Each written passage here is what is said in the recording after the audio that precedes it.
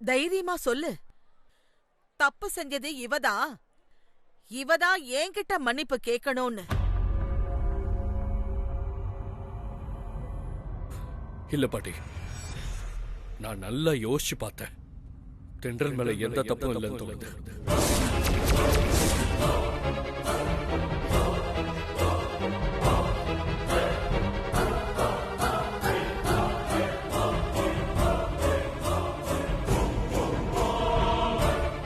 Please பாட்டி, கொஞ்சம் பெரிய மனசு பண்ணி தென்றலோட அப்பா கிட்ட மன்னிப்பு. என்ன ஆகாஷ், தப்பு பண்ணது நான் தான் சொல்லாம சொல்றியா? இல்ல பாட்டி, அது வந்து வேண்டாமா, இதுக்கு மேல எதுவும் பேச வேண்டாம்.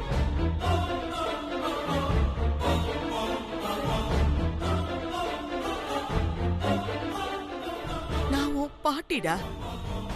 எந்த சூழ்நிலையிலையும் என் பேரனை என்கிட்ட இருந்து யாராலையும் பிரிக்க முடியாது. அவனும் என்ன யார்கிட்டையும் விட்டு கொடுக்க மாட்டான்னு இத்தனை வருஷமா நம்பிக்கிட்டு இருந்த.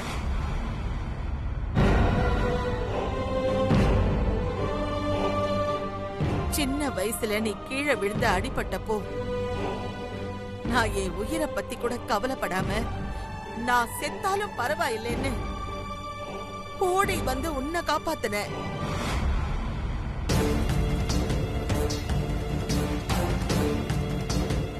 அந்த அப்பாவி பாட்டி தாண்டா நான். அன்னைக்கு என் கால்ல அடிபட்டு நடக்க முடியாம 5 வருஷம் படுத்த படுக்கையா இருந்தேன்.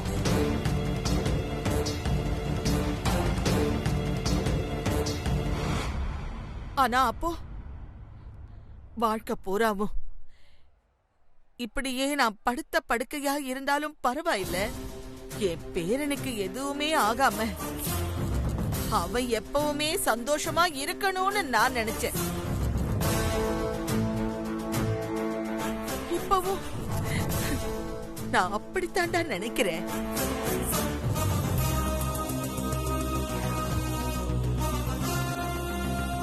உனக்காக நான் என் உயிரையே கொடுக்க தயாரா இருக்கேன்டா.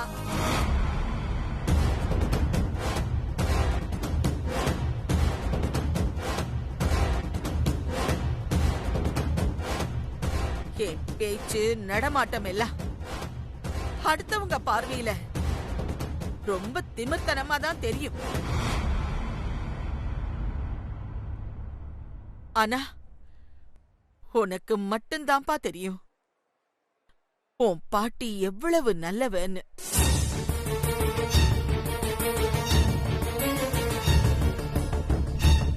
ஆனா இப்போ நீயும் என்ன புரிஞ்சுக்கலங்கிறப்போ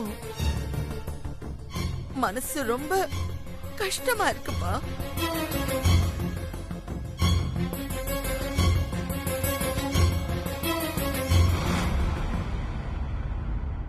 உன் பாட்டி எப்பவுமே தப்பானவ இல்லப்பா.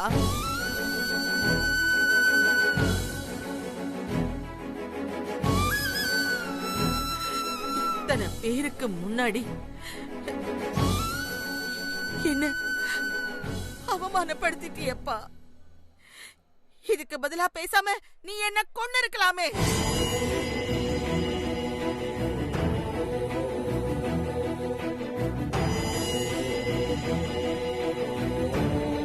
ப்ளீஸ் பாட்டி, இப்படி எல்லாம் பேசாதீங்க. நானா பேசலப்பா, நீதான் பேச வைக்கிற.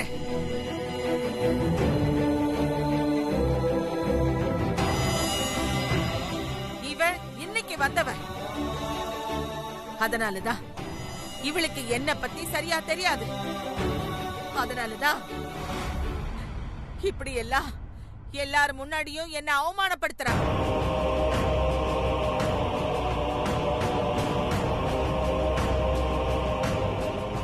ஆகாஷ், உனக்குமா என்ன புரியல?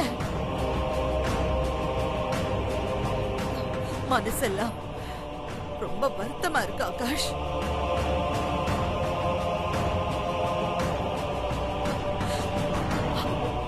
அப்புறம் ஓ இஷ்டம்.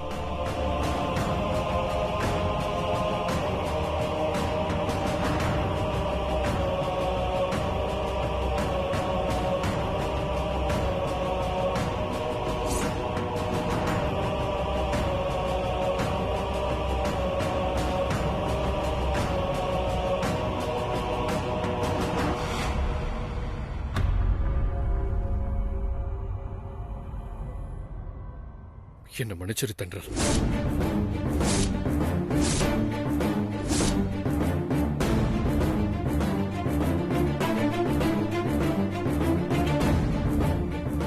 என் பாட்டிக்கு நான் ரொம்ப நன்றி கடன் பட்டிருக்கேன்.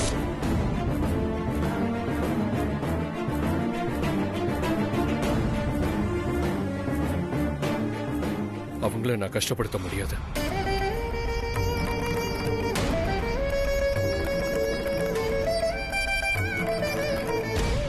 என்ன மன்னிச்சிரு தென்றல்.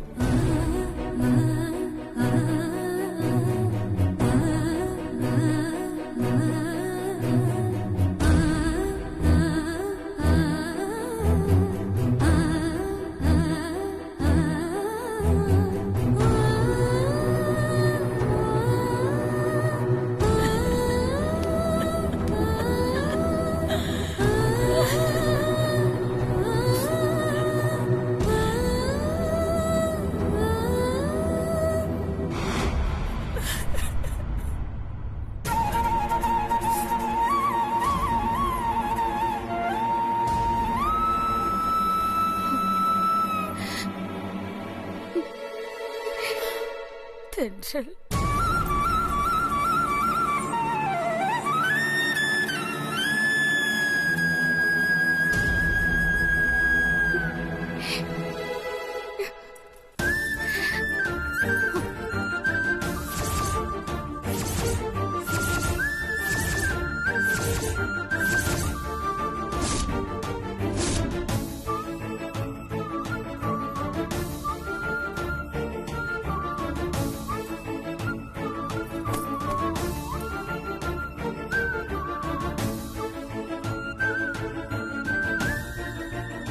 இதுக்கு மேல நீ என்ன சொன்னாலும் அது நிச்சயம் பொய்யா மட்டும்தான் இருக்கும். உன்கிட்ட எந்த உண்மையை எதிர்பார்க்கவே முடியாது. நீ சொல்ற எதையும் நான் இனிமே நம்ப தயாரா இல்ல. உனக்கு எப்படி தோணும்? நீ எல்லாம் ஒரு மனுஷியா இருந்தா தானே? மனுஷ உருவத்துல இருக்கிற அரக்கி நீ. உன்னோட சுயநலத்துக்காக அடுத்தவங்க வாழ்க்கைய வேட்டையாடுற மிருகம் நீ. உன் பையன் ஆசையை நிறைவேற்றத்துக்காக ஏன் வாழ்க்கையை கெடுக்க நினைச்ச பாவி நீ. இப்ப கூட இந்த கல்யாணத்தை நிறுத்தணும்னு மட்டும் தான் யோசிக்கிறீங்க. நான் ஏன் அப்படி யோசிக்கிறேன்னா, வேண்டாம். நீங்க நல்லது சொன்னாலும் அது கெட்டதா தான் இருக்கும். நீங்க மொத்தமாவே தப்பா தான் இருக்கீங்க. இதெல்லாம் மனுஷியாவே மதிக்கவே கூடாது.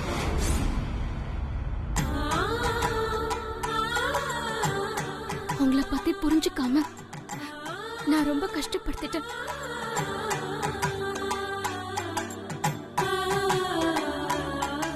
என்ன மன்னிச்சிருங்க.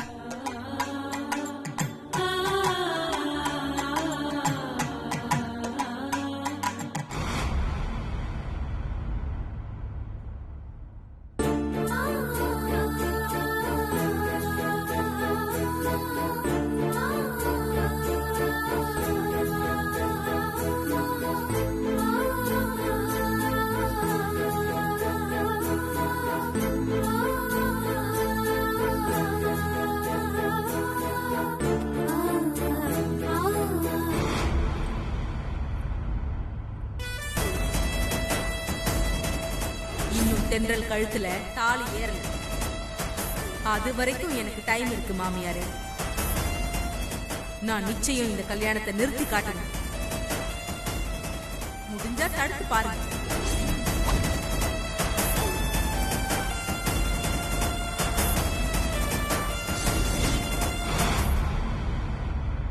நீங்க என்னதான் முயற்சி எடுத்தாலும் இவங்களை ஒண்ணு சேர்த்து வைக்கவே முடியாது.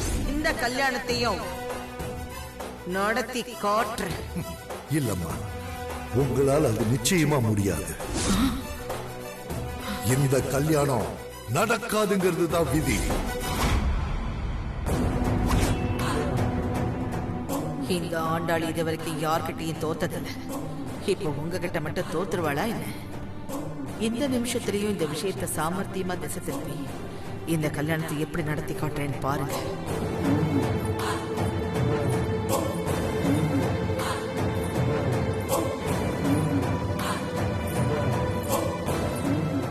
ஒரு நிமிஷம் நில்லு தென்றல்.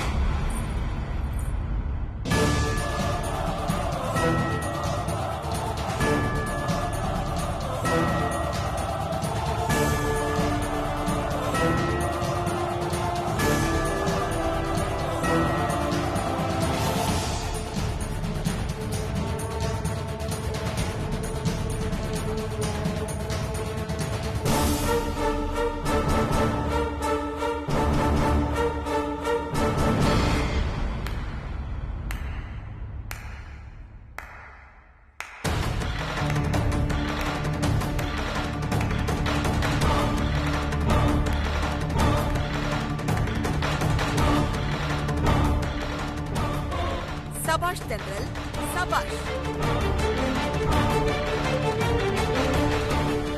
என் பேரனை கல்யாணம் பண்ணிக்கிட்டு என் குடும்பத்துக்கு மருமகளா வரப்போற நீ எந்த சூழ்நிலையிலையும் சுயமரியாதையோடு இருக்கணும்னு நான் ஆசைப்பட்டேன்.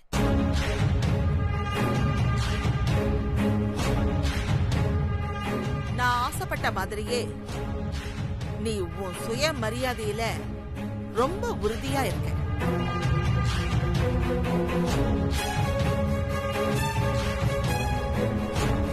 உன்னை நினைச்சா எனக்கு ரொம்ப பெருமையா இருக்கு.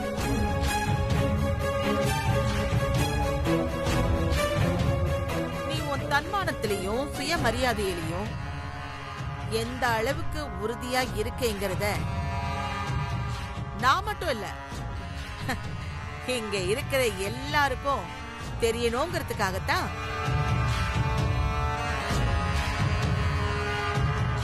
இங்க ஒரு சின்ன டெஸ்ட் வச்சேன்.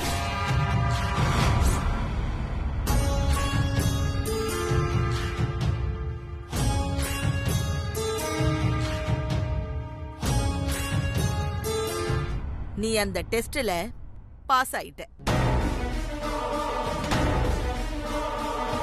ஒருவேளை நீ நான் மிரட்டினதுல பயந்து என் கால விழுந்து மன்னிப்பு கேட்டிருந்தேன்னா அந்த நிமிஷமே இந்த கல்யாணத்தை நான் நிறுத்தியிருக்கேன். பரவாயில்ல, நீ என்ன அப்படி ஒரு இக்கட்டான முடிவை எடுக்க விடல.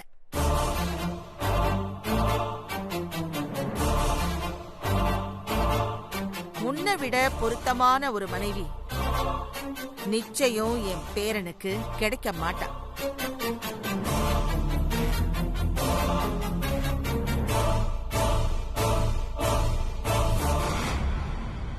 முகூர்த்த நேரம் முடியறதுக்குள்ள உன் கழுத்துல என் பேரன் தாலி கட்டணும்.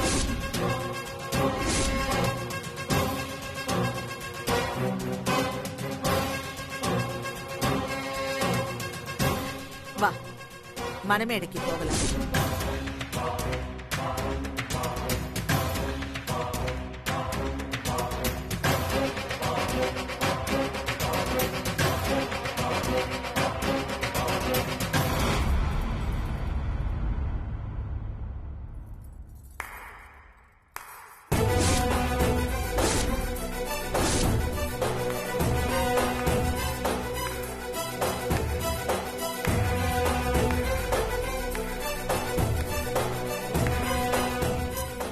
சூப்பர், ரொம்ப நல்லாவே நடிக்கிறீங்க.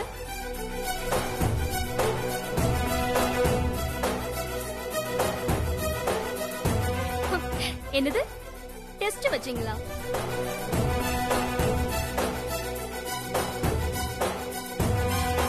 இப்படிலாம் சொன்னா நான் உங்களை உடனே நம்பி திரும்பவும் மணமேடையில வந்து உட்காருவேன், அப்படிதானே?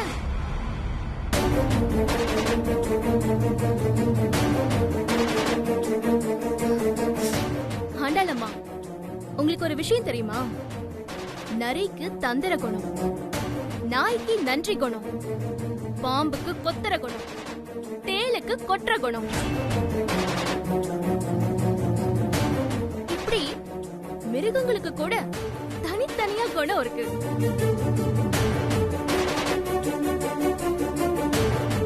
அது எப்பவும் அந்த குணத்திலிருந்து மாறாது, ஒரே மாதிரியா தான் இருக்கும்.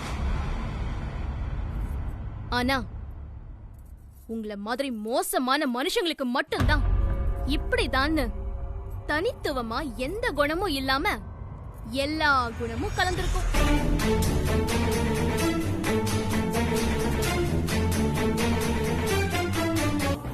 நீங்கெல்லாம் உங்க தேவைக்கு தகுந்த மாதிரி நரியாவும் மாறுவீங்க, பாம்பாவும் மாறுவீங்க, தேலாவும் மாறுவீங்க.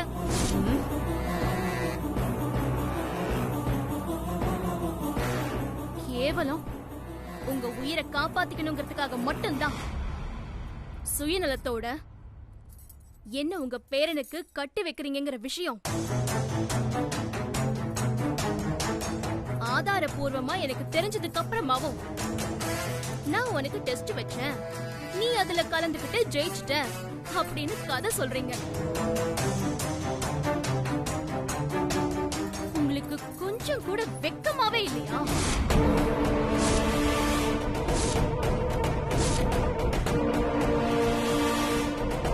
பாருங்க, முடிவா சொல்றேன், இந்த தென்றல் உங்க குடும்பத்துக்கு மருமகளா வருவா அப்படிங்கிறது இனிமே கனவுல கூட நடக்காது.